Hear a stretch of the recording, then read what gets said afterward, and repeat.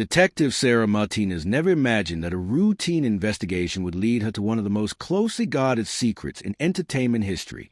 It started on a humid Tuesday morning in Los Angeles when she received an anonymous envelope at her office.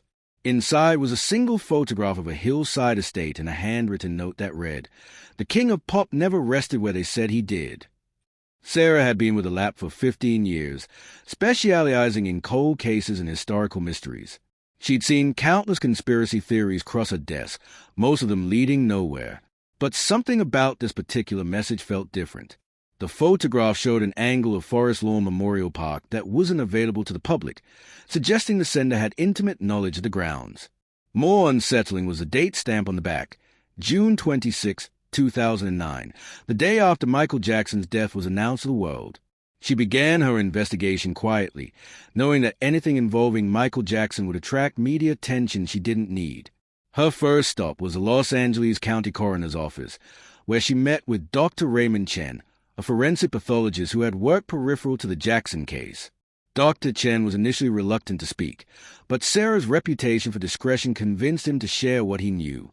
There were irregularities, Dr. Chen admitted, his voice barely above a whisper in the sterile conference room.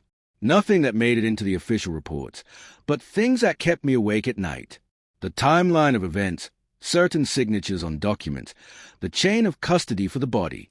It all seemed just slightly off, like a painting where the perspective doesn't quite match reality. Sarah pressed him for details. Dr. Chen explained that on the night of June 25, 2009, multiple ambulances had been dispatched to Jackson's rented mansion in Holmby Hills. Official records showed only one arrival, but radio logs told a different story.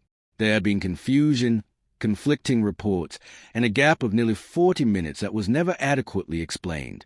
During that window, something happened that didn't align with the public narrative. The detective spent the next 3 weeks following leads that seemed to evaporate like morning fog.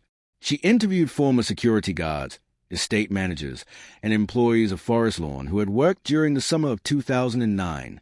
Most were loyal to the official story, but their eyes betrayed them.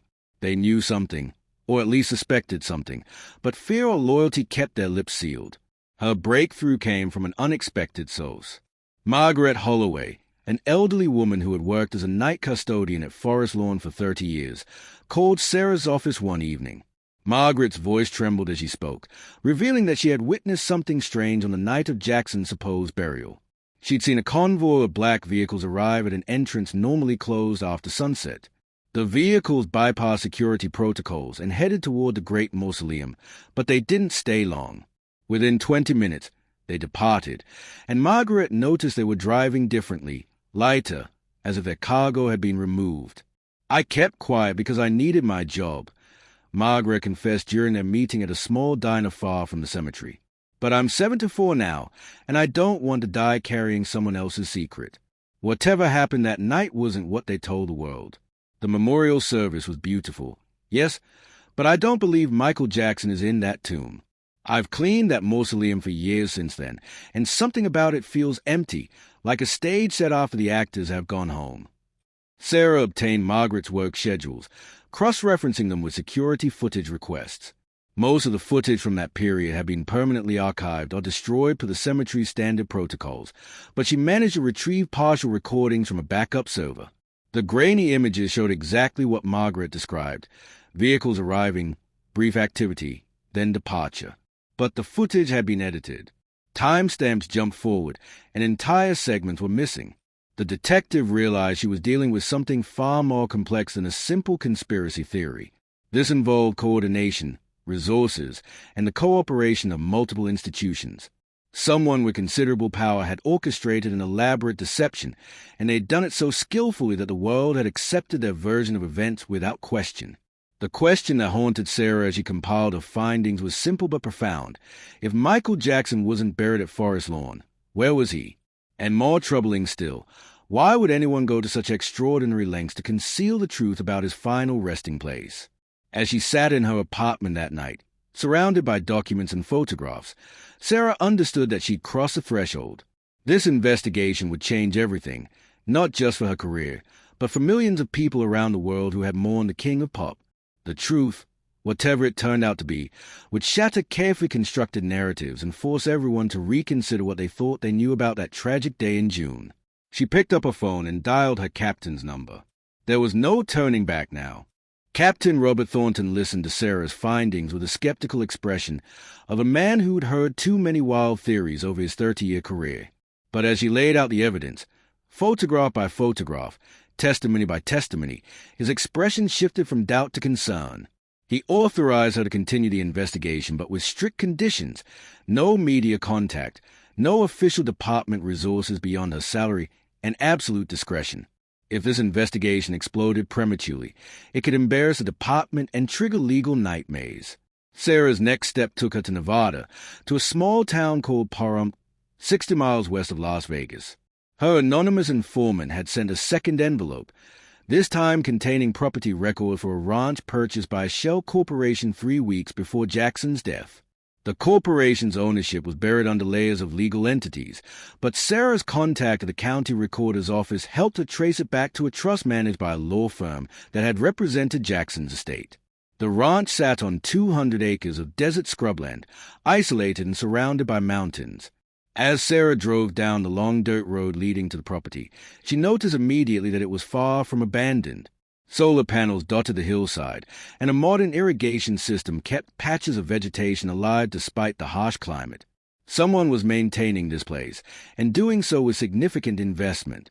She parked her rental car a quarter-mile from the main house and approached on foot, using the desert vegetation for cover. Through binoculars, she observed the property for 3 hours.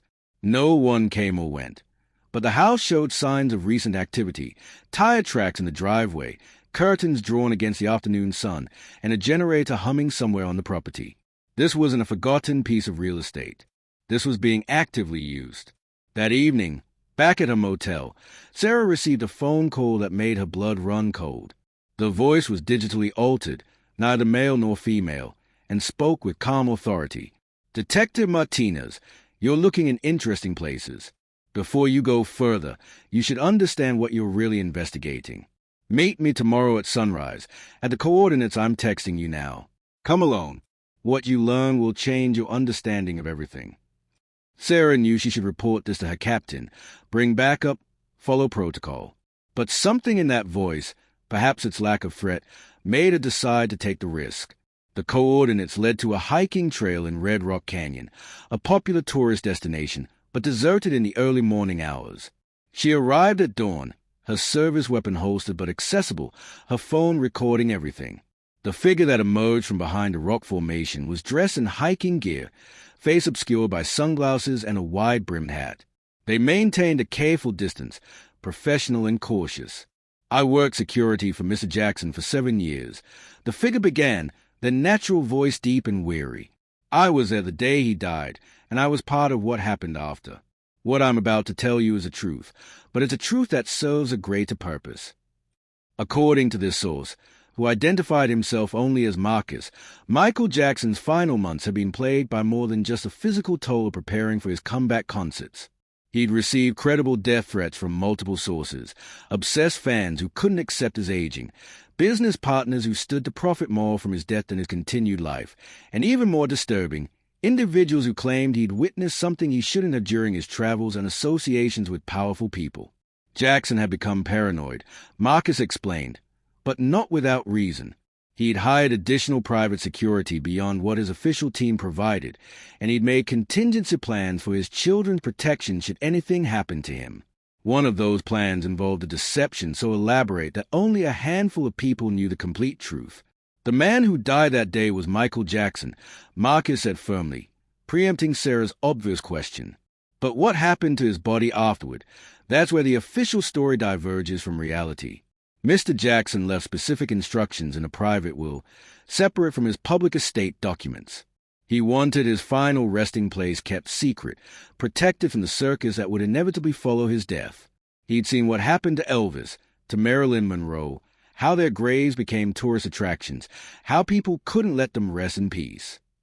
Marcus revealed that the burial at Forest Lawn was a ceremony performed with an empty casket, a decoy designed to satisfy public expectation and provide a place for fans to mourn. The real burial had taken place at the Nevada ranch, conducted by a private mortician with only 6 people present: Jackson's mother, his 3 children, a trusted spiritual advisor, and Marcus himself as security.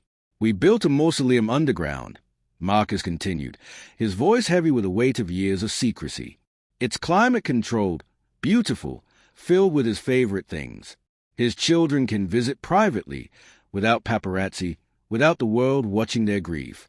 They can have something normal in a situation that was anything but normal. Mrs. Catherine Jackson visits 3 times a year. It's peaceful there, exactly what he wanted." Sarah struggled to process this information. If true, it meant a massive deception had been maintained for over 15 years, involving falsified documents, complicit officials, and a level of coordination that seemed almost impossible. "Why are you telling me this now?" she asked. Marcus shifted his weight, and for the first time, his voice carried emotion. "Because there's someone trying to expose this for the wrong reasons.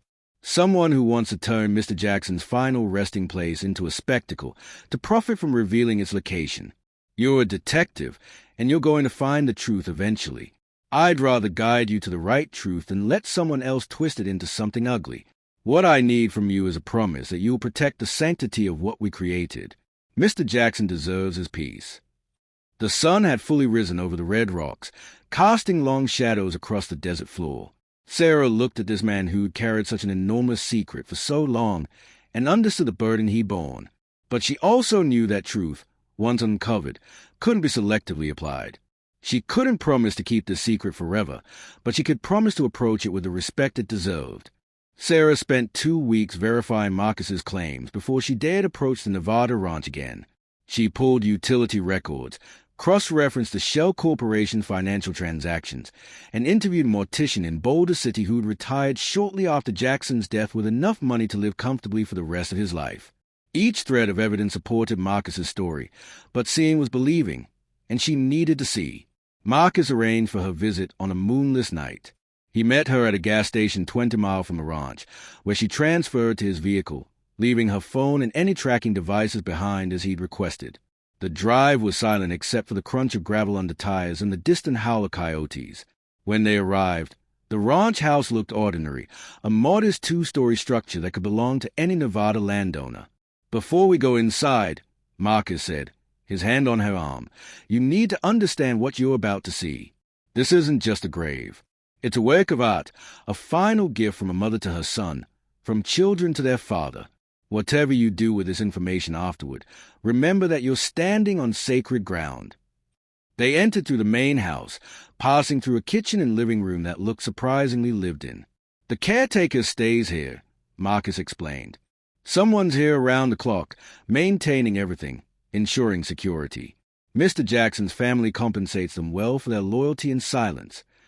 He led her to what appeared to be a pantry, but when he pressed a sequence of buttons hidden behind a shelf, the back wall slid open, revealing a staircase descending into darkness.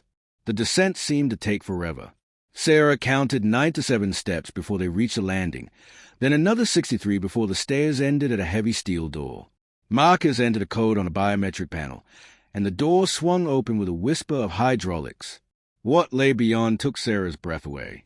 The mausoleum was nothing like the cold marble chambers she'd seen in cemeteries. It was a vast underground space, easily 5,000 square feet, with 20-foot ceilings painted to resemble a twilight sky.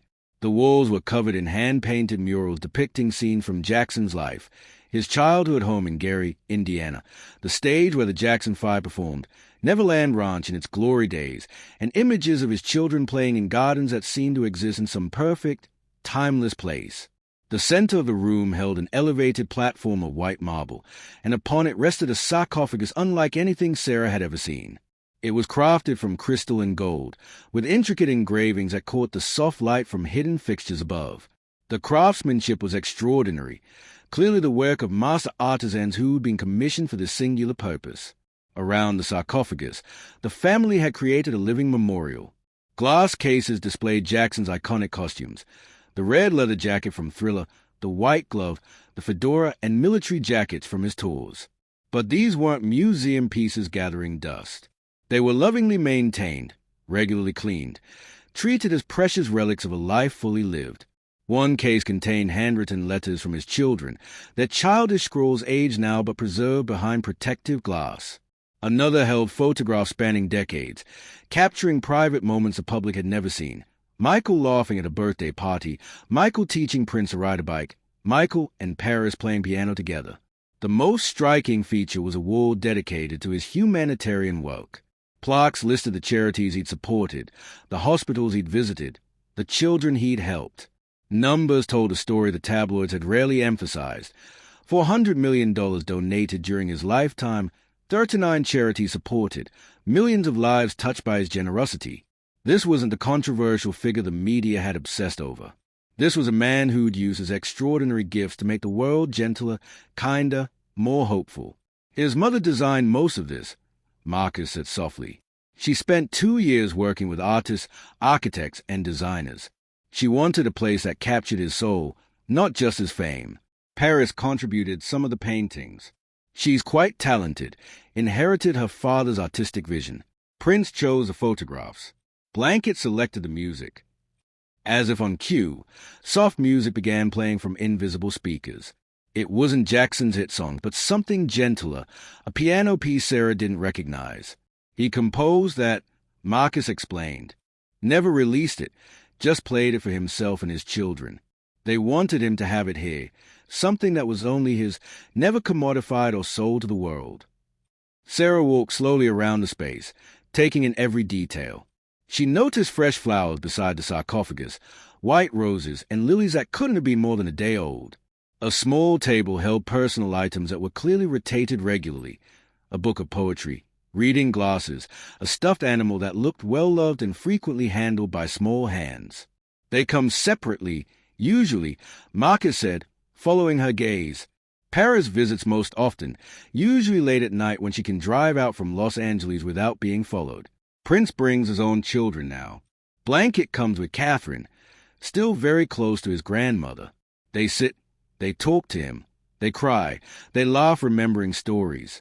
It's what a grave should be, a place of genuine connection, not performance. The air in the mausoleum was perfectly controlled, cool but not cold, with a subtle scent of sandalwood and jasmine. Everything about the space spoke of love, of a family's determination to preserve dignity in death that their loved one had been so often denied in life. Sarah found herself unexpectedly moved, her detective's objectivity cracking in the face of such raw devotion. You understand now why this is to remain secret, Marcus said, though it wasn't really a question. If the world knew about this place, it would be destroyed. Not physically, perhaps, but its purpose would be corrupted. There would be lawsuits over access, demands for public viewing, security nightmares, and exploitation. The family would lose his sanctuary, and Mr. Jackson would lose his peace. The tabloids would find a way to sensationalize even this. Sarah stood before the sarcophagus, seeing her own reflection distorted in the crystal. Inside, she knew, lay the earthly remains of one of the most famous humans who'd ever lived, a man whose life had been dissected and debated by billions, whose every action had been scrutinized and judged. Hey, finally, he existed beyond all that noise, remembered not as a commodity or controversy, but as a father, a son, a human being who'd loved and been loved in return. The injustice of his public life made the justice of this private death somehow essential, morally necessary. Sarah emerged from the underground sanctuary with more questions and answers about her professional obligation versus human decency. She'd documented nothing, taken no photographs, made no recordings as Marcus had required. Everything she'd seen existed only in her memory, which made it simultaneously more precious and more vulnerable. She understood now why Marcus had brought her here. He needed her to feel the sanctity of the place, to understand what would be lost if the secret was carelessly exposed. 3 days after her visit to the ranch, the threat Marcus had mentioned materialized in a form Sarah hadn't anticipated. A documentary filmmaker named Derek Paulson held a press conference in Los Angeles, announcing his upcoming project titled The Jackson Deception, Where the King Really Lies. Paulson was known for sensationalist exposés, the kind that prioritized clicks over truth, scandal over substance. He claimed to have evidence that Michael Jackson's burial had been faked and promised to reveal the real location of the body in his documentary, scheduled for release in 3 months.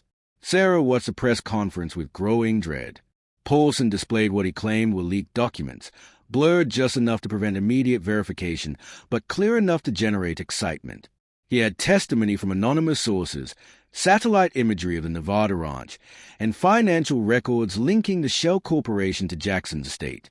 He'd clearly been investigating parallel to Sarah, but unlike her, he had no interest in protecting the family's privacy. The entertainment media exploded with speculation. Jackson fan communities fractured into believers and skeptics. The Jackson family released a brief statement through their attorneys calling Paulson's claims disrespectful fabrications, but their denial lacked the force of conviction. They were trapped. Confirming the truth would expose their sanctuary, while denying it made them look like they were hiding something, which they were. Sarah received a panic call from Marcus. "He's going to destroy everything," Marcus said, his professional calm shattered. "We've tracked his investigation. He's planning to bring film crews to the ranch, to broadcast the exact location. Even if we get court orders to stop him, the damage will be done. Thousands of people will descend on that property.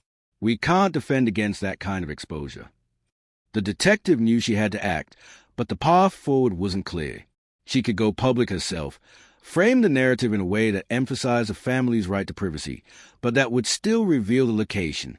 She could try to discredit Paulson, but he had real evidence, enough to withstand challenges. She could do nothing and watch as the situation unfolded, but that felt like a betrayal of the trust Marcus and the family had placed in her by showing her the truth. Her solution came from an unexpected direction, the law itself. Sarah contacted a civil rights attorney named Jennifer Kwan, someone she'd worked with on previous cases involving privacy and public interest. Jennifer listened to the situation, understanding immediately the legal complexities involved. "This is actually more straightforward than you think," Jennifer explained during their meeting. "California has strong laws protecting burial sites from disturbance and exploitation. Nevada has similar statutes. The family could seek an injunction preventing disclosure of the location on the grounds that it would lead to grave desecration. But Jennifer warned that such legal action would require confirmation that the Nevada ranch was indeed Jackson's burial site, which would make it public record. It's a catch-22, she admitted. To protect the secret, they have to reveal it. Unless... She paused, thinking.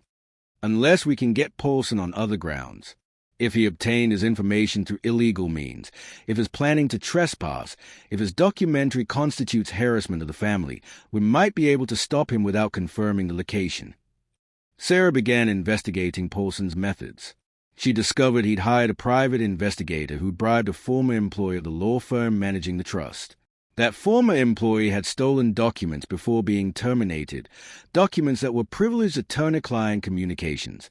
This was illegal, potentially criminal, and definitely grounds for legal action.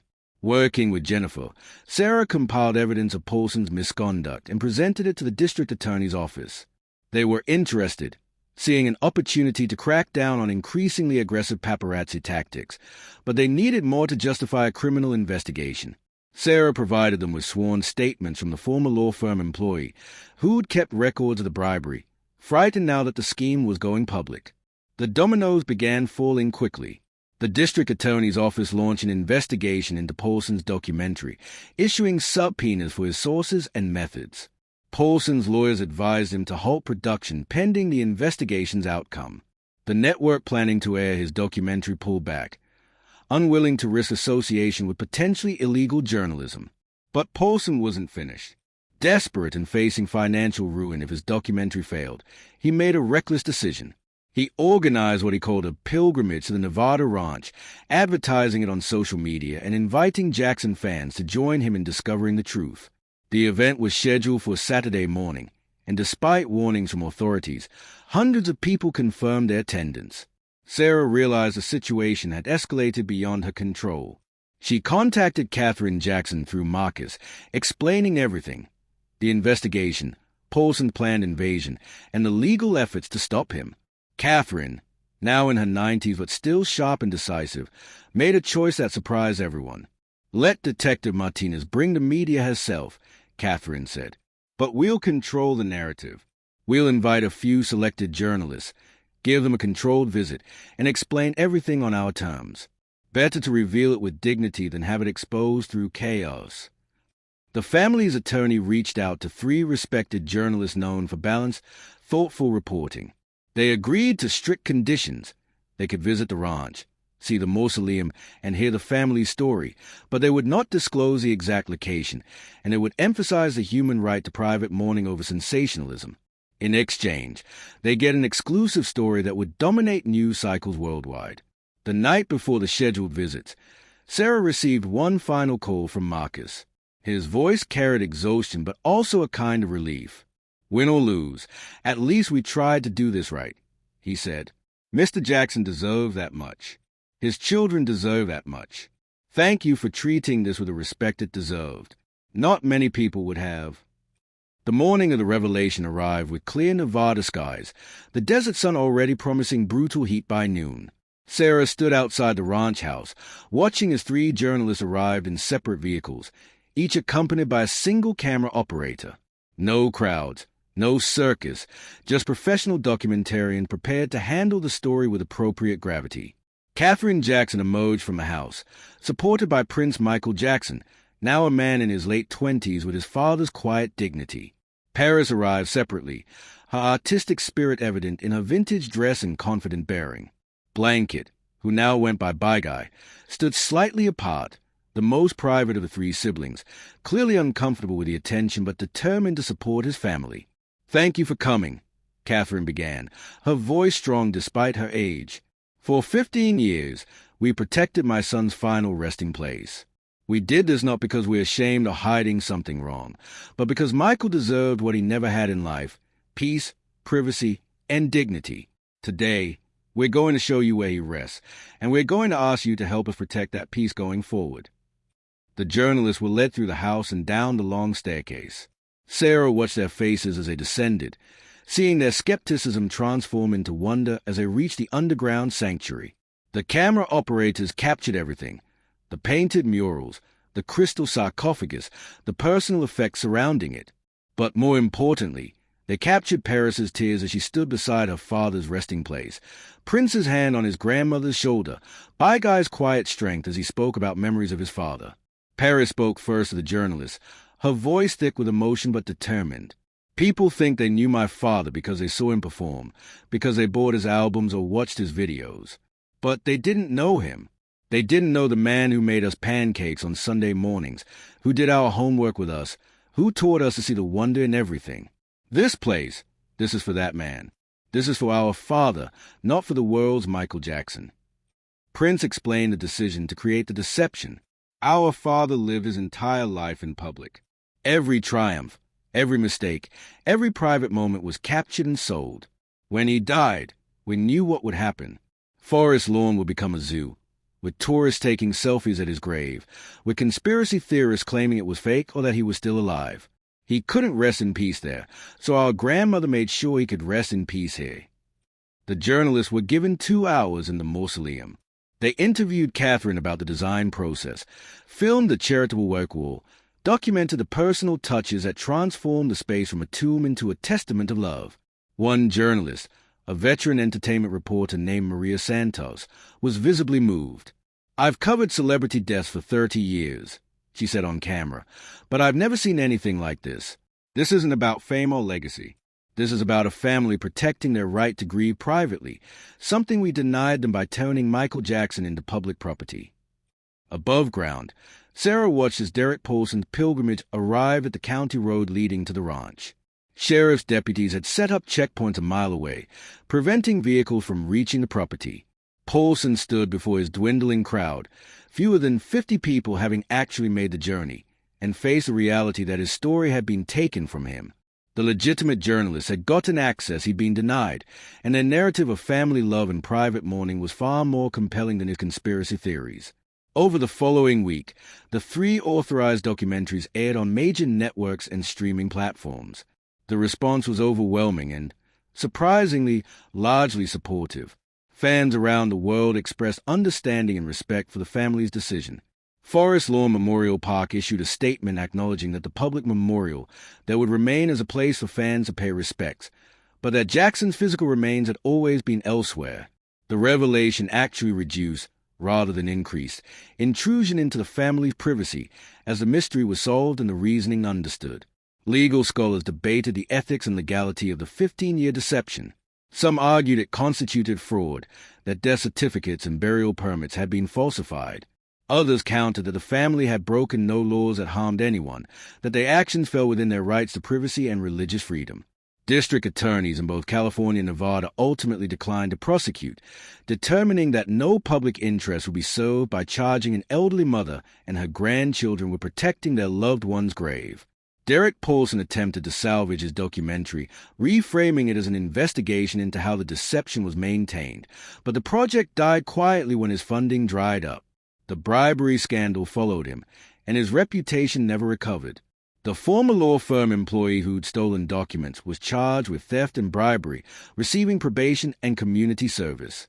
For Sarah, the case closed not with an arrest or prosecution, but with something more valuable: understanding. She'd entered the investigation as a detective seeking facts, but she emerged as a person who'd witnessed the power of love to resist the relentless machinery of fame. She wrote a detailed report for her department, but recommended no charges, and her captain agreed. 3 months after the revelation, Sarah received an envelope in the mail. Inside was a photograph of the underground sanctuary, showing Paris and Prince sitting beside their father's sarcophagus, talking and laughing at some shared memory. On the back, a note in Catherine's handwriting: "Thank you for protecting what matters most. The world knew Michael Jackson. You helped us keep our family's Michael safe. He would have appreciated that." The Nevada ranch continued operating as it always had, its location now known but increasingly irrelevant. Some fans made pilgrimages to the county road outside, leaving flowers and notes, but they respected the family's boundaries. The underground sanctuary remained private, accessed only by family and a few trusted friends, exactly as Michael Jackson had wanted. On the anniversary of his death each year, Paris posted a photograph of fresh roses on her Instagram, always with the same caption: "Love lives forever."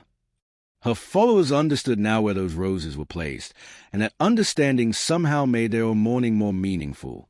They could let go of conspiracy theories and questions, could accept that the king of pop had found his peace in a place crafted with love by those who knew him best. Sarah sometimes wondered if she'd done the right thing, if revealing the truth had been worth the exposure. But then she'd remember the underground sanctuary, the murals painted with devotion, the personal touches that spoke of a family's endless love. She'd remember that the truth, handled with care and respect, had actually protected rather than destroyed. In a world that commodified everything, that turned grief into entertainment and privacy into something quaint and outdated, the Jackson family had successfully claimed something sacred back. Michael Jackson's burial site had been uncovered, yes, but the truth no one expected wasn't about conspiracy or deception. It was simpler and more profound: that love, fierce and protective, could still win against fame's endless appetite. That a family could still shield their own from the world's hungry gaze. That even in death, dignity was possible if people cared enough to fight for it. The king of pop rested in peace at last, not because the world forgot him, but because those who loved him most had built him a throne that fame couldn't touch. The sanctuary beneath the Nevada desert remained, a secret now known but still protected, a place where music played softly, where flowers would change weekly, where grandchildren would one day bring their own children to tell stories about the man the world called a legend, but they simply called Dad, or Grandpa, or Uncle Michael. The truth had been uncovered, and it was more beautiful than anyone expected.